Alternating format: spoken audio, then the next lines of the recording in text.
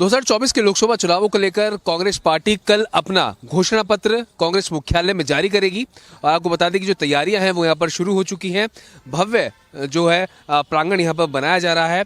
Congress party का शीर्ष नेतृत्व के साथ बड़े बड़े नेता इस मैनिफेस्टो घोषणा पत्र जो रिलीज होगा उसके इस कार्यक्रम में शामिल होंगे। बताया जा रहा है कि 5 न्याय और 25 गारंटियां भी इस घोषणा पत्र में शामिल होंगी और जिसका जिक्र जो है खुद पार्टी के राष्ट्रीय अध्यक्ष कल उस्मानपुर दिल्ली में जो कार्ड्स है उनको बांटकर पब्लिक के बीच में बांटकर उसका ऐलान कर चुके हैं कि अगर कांग्रेस की सरकार आती है तो 5 न्याय और 25 गारंटी आम जनता को मिलेंगी। और साथ ही साथ देखना ये महत्वपूर्ण होगा कि जनता को लुभाने के लिए ऐसा क्या कुछ इस मैनिफेस्टो में होने वाला है कि जिससे 2024 की रूपरेखा कांग्रेस पार्टी बदल सके। क्योंकि अगर मोदी के किले को ढाना है तो कुछ ऐसा जनता को जरूर देना होगा जो उन्हें लोक लुभाव न लगे। कैमरा पर्सन आकाश के साथ प्रशांत यागी, भारत एक्सप्रेस, दिल्ली।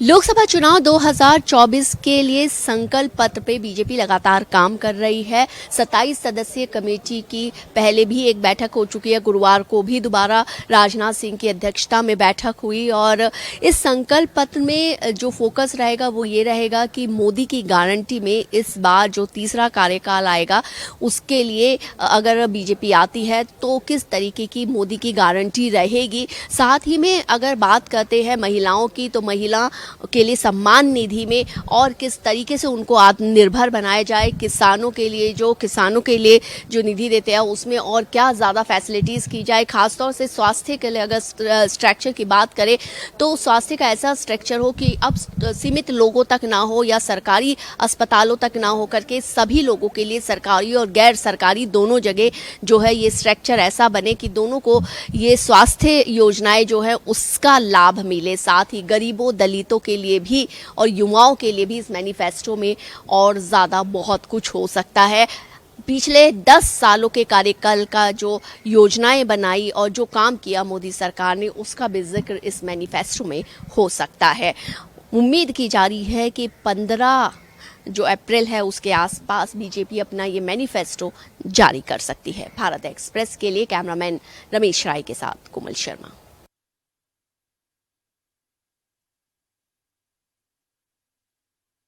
जैसे जैसे लोकसभा चुनाव की तपिश बढ़ती जा रही है वैसे वैसे कांग्रेस और दूसरे दलों से भाजपा में शामिल होने वाले नेताओं की संख्या भी बढ़ती जा रही है। एक के बाद एक कांग्रेस और दूसरे पार्टियों से नेता भाजपा में शामिल हो रहे हैं। इसी कड़ी में आज कांग्रेस के दो वरिष्ठ नेताओं ने बीजेपी ज्वाइन किया। गौरव वल्लभ, जिनको आप टीवी में कांग्रेस के प्रवक्ता के रूप में देखते आ रहे होंगे, उन्होंने बीजेपी ज्वाइन कर लिया और साफ साफ आरोप लगाया कि वो सनातन धर्म का विरोध नहीं कर सकते, साथ साथ वेल्थ क्रिएटर जिस तरह से भारत की प्रगति हो रही उसकी भी आलोचना नहीं कर सकते, इसलिए उन्होंने कांग्रेस पार्टी छोड़ी है। दूसरी तरफ बिहार कांग्रेस के अध्यक्ष रहे अनिल शर्मा ने सीधा आरोप लगाया कांग्रेस के पूर्व अध्यक्ष सोनिया गांधी और वर्तमान अध्यक्ष मल्लिकार्जुन खड़गे पर कि वो एक खास धर्म, खासकर सनातन धर्म के विरोधी रहे और उन्हें प्रमाण के साथ साबित करने की कोशिश की। मेरा आरोप सीधा है कि जब खड़गे जी अपने भाषण में कहते हैं कि अगर मोदी का राज आएगा तो देश में सनातन का राज आएगा, इसका मतलब वो चाहते हैं कि सनातन का राज नहीं हो, सनातन का खात्मा हो। दूसरा है कि सोनिया जी एक तरफ तो राम मंदिर का प्राण प्रतिष्ठा का जो आता है आमंत्रण उसको ठुकराती हैं और दूसरे तरफ रोम में जब हो रहा है मदर टेरेसा का सेंटहुड का कार्यक्रम, वहाँ पर क्रिश्चियन रिप्रेजेंटेटिव भेजती हैं। तो यही कॉमनल अप्रोच है ना। हुकुम के साथ कमलेश सिंह, भारत एक्सप्रेस, दिल्ली।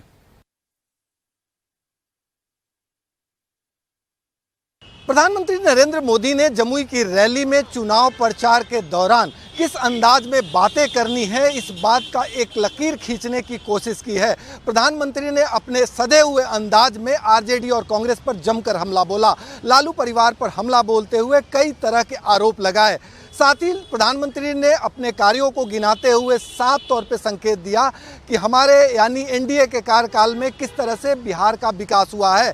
साथ ही 2005 से पहले बिहार की स्थिति का हवाला देते हुए लालू प्रसाद यादव के खिलाफ प्रधानमंत्री ने जमकर बोला। यानी प्रधानमंत्री ने विकसित भारत और खुशहाल बिहार का नारा देते हुए चुनाव प्रचार को आगे बढ़ाने का संकेत दिया है। प्रधानमंत्री का मूल मंत्र कांग्रेस और आरजेडी के खिलाफ उन नीतियों को उजागर करना है जो उनकी खामियां हैं और जनता को ये बताने की जरूरत है कि एनडीए के शासनकाल में क्या बेहतर हुआ। हालांकि परिवारवाद के मुद्दे पर प्रधानमंत्री चुप रहे, क्योंकि सुबह जिस अंदाज में तेजस्वी यादव ने अपनी बातें रखी और एनडीए नेताओं पर आरोप लगाया कि एनडीए के कई उम्मीदवार परिवारवाद से ग्रसित हैं। नतीजतन प्रधानमंत्री ने इस मुद्दे को प्रमुखता से नहीं उठाया, लेकिन भ्रष्टाचार के मुद्दे पर प्रधानमंत्री ने कांग्रेस और आरजेडी के नेताओं को जमकर घेरा। सहयोगी कैमरामैन प्रकाश के साथ जमुई से भारत एक्सप्रेस के लिए आशुतोष कुमार। अपनी 9 साल पुरानी पार्टी जन अधिकार पार्टी को कांग्रेस में विलय कराने के बाद जब पप्पू यादव को पूर्णिया सीट से कांग्रेस का टिकट नहीं मिला, तो आज पप्पू यादव ने पूर्णिया में निर्दलीय नामांकन कर लिया। कांग्रेस के प्रदेश अध्यक्ष अखिलेश प्रसाद सिंह से पूछे जाने पर कि पप्पू यादव ने कांग्रेस में होते हुए पूर्णिया सीट से निर्दलीय नामांकन किया है, तो उस पर कांग्रेस प्रदेश अध्यक्ष अखिलेश प्रसाद सिंह ने कहा कि ये बिल्कुल गठबंधन धर्म के खिलाफ है। जो सीटें हमें नहीं मिली हैं उस पर हम उम्मीदवार नहीं उतार सकते हैं। जैसे कि औरंगाबाद सीट, जिस पर पूर्व राज्यपाल निखिल प्रसाद सिंह की दावेदारी थी, लेकिन वो सीट हमारे खाते में नहीं, आरजेडी के खाते में चली गई, तो हमने उस सीट पे अपना उम्मीदवार नहीं उतारा है। वैसे ही पूर्णिया सीट जिसको कि पप्पू यादव मांग रहे थे लगातार 6 महीने से, वो और इसके पहले से भी पप्पू यादव प्रणाम पूर्णिया करके कैंपेन चला रहे थे। पूर्णिया में काफ़ी अपना प्रोग्राम कर रहे थे कि वहाँ से वो चुनाव लड़ेंगे। जब नहीं मिला वो सीट कांग्रेस को, तो वो निर्दलीय उम्मीदवार बन गए, लेकिन वो सीट आरजेडी के खाते में चला गया है। तो अखिलेश प्रसाद सिंह का कहना है कि ये गठबंधन धर्म के खिलाफ है, और इशारों में अखिलेश प्रसाद सिंह ने ये कह दिया कि ये इस पे कार्रवाई होगी। हालांकि खुल के अखिलेश प्रसाद सिंह ने कुछ नहीं कहा, लेकिन उन्होंने कहा कि ये सही नहीं है। पटना से भारत एक्सप्रेस के लिए ज्योति। गुजरात में राजकोट सीट से भारतीय जनता पार्टी के उम्मीदवार पुरुषोत्तम रूपाला की उम्मीदवारी को लेकर पेंच फंसता हुआ नजर आ रहा है। दरअसल पुरुषोत्तम रूपाला ने क्षत्रिय समाज के खिलाफ एक बयान दिया था और इससे क्षत्रिय समाज नाराज हो गया है। पूरे गुजरात में क्षत्रिय समाज लगातार विरोध प्रदर्शन कर रहा है और पुरुषोत्तम रूपाला की उम्मीदवारी निरस्त करने की मांग कर रहा है। क्षत्रिय समाज की नाराजगी को देखकर भारतीय जनता पार्टी ने एक संकलन समिति बनाई थी और उसमें क्षत्रियों को आमंत्रित किया गया था, लेकिन क्षत्रियों ने पुरुषोत्तम रूपाला के मामले में कोई भी समझौता करने से इनकार कर दिया है। क्षत्रिय समुदाय का कहना है कि पुरुषोत्तम रूपाला ने जो बयान दिया है वह जानबूझकर दिया है और ऐसे में पुरुषोत्तम रूपाला की उम्मीदवारी वापस हो तभी क्षत्रिय समुदाय भारतीय जनता पार्टी को समर्थन करेगा। उनको भारतीय जनता पार्टी से कोई परहेज नहीं है, महज पुरुषोत्तम रूपाला का विरोध कर रहे हैं और पुरुषोत्तम रूपाला के मामले में भारतीय जनता पार्टी बचकर चलने का प्रयास कर रही है। पुरुषोत्तम रूपाला भारतीय जनता पार्टी के कद्दावर नेता है। ऐसे में पार्टी का एक धड़ा यह स्पष्ट कर चुका है कि पुरुषोत्तम रूपाला की उम्मीदवारी वापस नहीं होगी। भारतीय जनता पार्टी की जो संकलन समिति बनाई गई थी उसमें अभी पेंच फंसा हुआ नजर आ रहा है और ऐसे में पुरुषोत्तम रूपाला की उम्मीदवारी पर एक सवालिया निशान लग गया है। अहमदाबाद में कैमरा पर्सन संजय कोष्टी के साथ अरविंद शर्मा, भारत एक्सप्रेस। लोकसभा चुनाव के दौरान छत्तीसगढ़ में भ्रष्टाचार भी एक बहुत प्रमुख मुद्दा बनकर गूंज रहा है। आज छत्तीसगढ़ की एसीबी और ईओडब्ल्यू जेल पहुंची है कोयला घोटाले में पूछताछ करने के लिए। आरोपी रानू साहू और सौम्या चौरसिया से आज जेल में पूछताछ हो रही है और कोयला घोटाला जिसने पूरे देश को चौंकाया, ईडी ने लंबी जांच की, कई लोग गिरफ्तार किए। रानू साहू आईएएस हैं जो निलंबित हैं इस गिरफ्तारी के बाद से, और सौम्या चौरसिया भी पिछली कांग्रेस सरकार में एक महत्वपूर्ण भूमिका में सरकार में थी। दोनों से आज पूछताछ चल रही है जेल में, और चूंकि आम चुनाव का मौका है, लोकसभा चुनाव की बयार है छत्तीसगढ़ में, तो ये आज की जो पूछताछ है एसीबी की और ईओडब्ल्यू की, उसको लेकर राजनीतिक हलकों में भी चर्चा बहुत गर्म है। भ्रष्टाचार का मुद्दा जो है वो एक बड़ा मुद्दा बनकर इस समय छत्तीसगढ़ की फिजा में गूंज रहा है और कहीं ना कहीं बीजेपी इस पूरे प्रकरण को लेके मतदाताओं के बीच जाकर ये बताने की कोशिश कर रही है कि पिछली जो कांग्रेस सरकार थी छत्तीसगढ़ की उसमें बड़े घोटाले हुए हैं। कोयला घोटाला एक बड़ा मेजर घोटाला छत्तीसगढ़ में हुआ था और आज से पूछताछ जेल में आरोपियों के साथ फिर से शुरू की गई है। कैमरामैन अशोक के साथ प्रियंका कौशल, भारत एक्सप्रेस, रायपुर। महाराष्ट्र कांग्रेस को एक बड़ा झटका लगा है। उत्तर भारतीय पहचान के तौर पर संजय निरुपम कांग्रेस छोड़कर अब नई भूमिका में नजर आने वाले हैं। संजय निरुपम ने एक प्रेस कॉन्फ्रेंस लेकर ऐलान किया कि अब वो कांग्रेस के साथ नहीं है। हालांकि कांग्रेस ने देर रात उन्हें 6 साल के लिए टर्मिनेट कर दिया। यानी साफ है कि कांग्रेस को लगने लगा था कि संजय निरुपम अब पार्टी छोड़ सकते हैं और ठीक उसके पहले उन्होंने टर्मिनेशन का लेटर संजय निरुपम को भेज दिया। संजय निरुपम ने प्रेस कॉन्फ्रेंस में ये बताया है कि जिस तरीके से कांग्रेस पार्टी काम कर रही है, कांग्रेस के भीतर लॉबिंग हो गई है और अलग अलग लॉबिंग एक दूसरे को ख़त्म करने में लगे हैं। शायद इसी वजह से कांग्रेस के नीचे का कार्यकर्ता परेशान है और वो कांग्रेस छोड़ रहा है। हालांकि उन्होंने साफ तौर पर ये नहीं बताया कि वो किस पार्टी में जा रहे हैं, लेकिन उन्होंने ज़रूर प्रधानमंत्री की तारीफ करके कहीं न कहीं संकेत दे दिया है कि आने वाले समय में वो महायुति के साथ ही मैदान में उतरेंगे। प्रेस कॉन्फ्रेंस के भीतर जिस तरीके से कांग्रेस के नेताओं के खिलाफ तल्ख टिप्पणी संजय निरुपम ने की है, कहीं न कहीं उन्होंने संकेत दे दिया है कि आने वाले समय में संजय निरुपम एक बड़ी भूमिका में नजर आने वाले हैं। वीडियो जर्नलिस्ट घनश्याम के साथ अभिषेक पांडे, भारत एक्सप्रेस, मुंबई।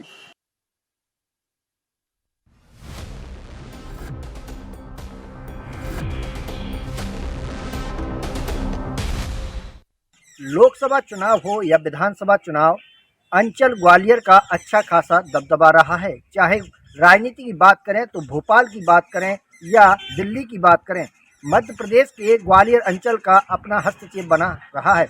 चाहे केंद्रीय मंत्रियों की बात करें तो यहाँ से लगातार दो मंत्री रहे हैं। ऐसे में हस्तक्षेप होने की वजह से भारतीय जनता पार्टी चाहती है कि जो लोकसभा सीटें हैं मध्य प्रदेश की, उनमें से 4 सीटें जो ग्वालियर चंबल अंचल की हैं, उन पर अपनी जीत बरकरार रखी जाए।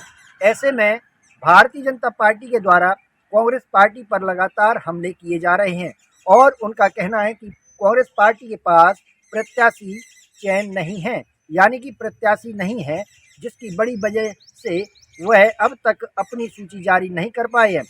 वहीं कांग्रेस पार्टी का कहना है कि CWC के माध्यम से हमारी बैठकें जारी हैं और जो चयन प्रक्रिया है उसके द्वारा पार्टी के वरिष्ठ नेतृत्व के द्वारा बैठक कर उनका चयन किया जा रहा है। वही कांग्रेस पार्टी के द्वारा बड़ा हमला बीजेपी पर बोला गया है और कहा गया कि उनके यहाँ नेताओं की कमी पड़ी हुई है। यही बड़ी वजह है कि वह कांग्रेस के नेताओं को अपनी पार्टी में सदस्यता दिला रहे हैं। अब देखना होगा कांग्रेस पार्टी कब तक अपने प्रत्याशियों की सूची जारी कर पाती है। मनोज चौबे, भारत एक्सप्रेस, ग्वालियर। समाजवादी पार्टी में टिकटों को लेकर रार थमने का नाम नहीं ले रही। आपको बता दें कि समाजवादी पार्टी के राष्ट्रीय अध्यक्ष अखिलेश यादव ने अब तक 9 संसदीय क्षेत्रों पे अपने लोकसभा प्रत्याशियों को बदल दिया है। वहीं अगर मेरठ संसदीय क्षेत्र की बात की जाए तो मेरठ से आज तीसरे प्रत्याशी का नाम सामने आया है। आपको बता दें कि मेरठ संसदीय क्षेत्र से पहले भानु प्रताप को प्रत्याशी बनाया गया, उसके बाद अतुल प्रधान को प्रत्याशी बनाया गया और अतुल प्रधान ने कल बाकायदे नामांकन भी किया, लेकिन उसके बाद उनका टिकट काटकर सुनीता वर्मा को प्रत्याशी बनाया गया है। अब ऐसे में समाजवादी पार्टी के बीच में जो अंतर्कलह हो रही है उससे समाजवादी पार्टी को कितना लाभ होगा और कितना नुकसान, ये तो आने वाले चुनाव के नतीजे ही बताएंगे। लेकिन समाजवादी पार्टी में जैसे लोकसभा के प्रत्याशियों को बदला जा रहा है उससे हर एक प्रत्याशी संशय की स्थिति में है। कैमरा पर्सन शहनवाज खान के साथ दिव्येंदु राय, भारत एक्सप्रेस, लखनऊ। लोकसभा चुनावी पिच पर लगातार विपक्षी पार्टियां अपना कैंडिडेट बदल रही है। जहां समाजवादी पार्टी ने 8 कैंडिडेट को चेंज किया है, वहीं बसपा ने भी 2 कैंडिडेट को बदला है, कांग्रेस ने भी 1 कैंडिडेट को बदला है। माना जा रहा है कि विपक्ष के नेता चाहते हैं कि कहीं से चूक न हो जाए, लोकसभा के चुनाव में अच्छी जीत हासिल किया जाए। वहीं इस पर पलटवार करते हुए भारतीय जनता पार्टी के प्रवक्ता कहते हैं कि ये लोग डर गए हैं। जिस तरह से अदला बदली विपक्ष में हो रही है, कैंडिडेट मिल नहीं पा रहे, प्रत्याशी जो बदला दिए उनको बदला जा रहा है, तो ये तो साफ जाहिर है कि घबराहट कहाँ है, बौखलाहट कहाँ है, हताशा कहाँ है, कुंठा कहाँ है। कांग्रेस कह रही है कि चेहरों पे चुनाव नहीं लड़ा जा रहा है, संविधान को बचाने के लिए चुनाव लड़ा जा रहा है। जो संविधान बचाएगा, जिन चेहरों में बुत्ता होगी, उन्हीं चेहरों को इंडिया अलायंस मैदान में उतारेगा। देखने वाली बात होगी कि 2024 के लोकसभा चुनाव में पार्टी बदलने से कितना फायदा इंडिया अलायंस को होता है। सहयोगी राहुल के साथ रजनीश पांडे, भारत एक्सप्रेस, लखनऊ। अपने 2 दिवसीय दौरे पर वाराणसी पहुंचे सीएम योगी ने तमाम वाराणसी के बीजेपी कार्यकर्ताओं और विधायकों को लोकसभा चुनाव में जीत का मूल मंत्र दिया। इस दौरान कार्यकर्ताओं से बैठक करते हुए सीएम योगी ने कहा कि सभी को यह सुनिश्चित करना होगा कि लोकसभा चुनाव के दिन प्रत्येक वोटर को घर से बाहर निकालना होगा और यह प्रयास करना होगा कि शुरुआती 2 घंटे में तकरीबन 50% मतदान हो जाए और इसके बाद तमाम उन लोगों से गुजारिश करनी होगी जो नए वोटर हैं और फिर जो सबसे बुजुर्ग हैं, उनसे ये प्रयास करना होगा कि वह बूथ पर जाएं और वोट करें। इस दौरान उन्होंने विधायकों को ये निर्देश दिया कि देश में पीएम मोदी का चुनाव एक मिसाल बनना चाहिए और रिकॉर्ड मतों से पीएम मोदी को यहां से चुनाव जिताया जाए। इसके लिए 5 विधानसभाओं में सभी कार्यकर्ता, पदाधिकारी और विधायक लग जाएं। इसके साथ साथ उन्होंने तमाम विकास कार्यों की समीक्षा बैठक की और कहा कि चौमुखी विकास वाराणसी के साथ साथ पूरे प्रदेश और देश का हो रहा है और ऐसे में लगातार जितने भी कार्यकर्ता और पदाधिकारी हैं वो विकास के मॉडल को लोगों के सामने प्रस्तुत करें और बताएं कि किस तरह से भाजपा के कार्यकाल में विकास हुआ है। कैमरा पर्सन नवनीत के साथ राहुल पांडे, भारत एक्सप्रेस, वाराणसी। उत्तर प्रदेश की लोकसभा सीट में 2 सीट प्रयागराज लोकसभा सीट और फूलपुर लोकसभा सीट है। ये वो 2 ऐतिहासिक सीट है जहां से कभी पंडित जवाहरलाल नेहरू, लाल बहादुर शास्त्री, लोहिया, हेमवती नंदन बहुगुणा और अमिताभ बच्चन जैसे कद्दावर नेता चुनाव लड़े थे। हालांकि अभी तक इलाहाबाद लोकसभा सीट और फूलपुर लोकसभा सीट से किसी भी पार्टी ने अपने उम्मीदवारों की नाम की घोषणा नहीं की है। हालांकि 2 दिन पहले ही पूर्व विधायक उज्जवल रमण सिंह, जो कि सपा में थे, अब कांग्रेस की सदस्यता ले लिए हैं और ऐसी कयास लगाई जा रही है कि जल्द ही वो प्रयागराज लोकसभा सीट से कांग्रेस के उम्मीदवार घोषित किए जा सकते हैं। हालांकि किसी भी और पार्टी ने, यानी कि भारतीय जनता पार्टी, बहुजन समाज पार्टी और समाजवादी पार्टी ने अभी तक अपने उम्मीदवारों की नाम की घोषणा नहीं की है। भारतीय जनता पार्टी की बात की जाए तो कुल 29 दावेदार सांसद पद के लिए उम्मीदवारी ठोक रहे हैं। वीडियो जर्नलिस्ट अरशद खान के साथ अभिषेक पांडे, भारत एक्सप्रेस, प्रयागराज।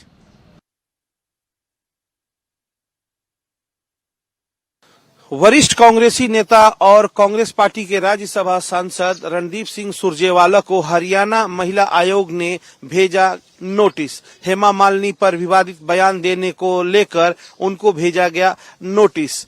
आपको बता दें कि हरियाणा महिला आयोग, जिसकी अध्यक्ष रेणु भाटिया हैं, उन्होंने आज रणदीप सिंह सुरजेवाला को एक नोटिस दिया है जिसमें उन्हें आयोग के समक्ष 9 अप्रैल को पेश होने के लिए कहा गया है।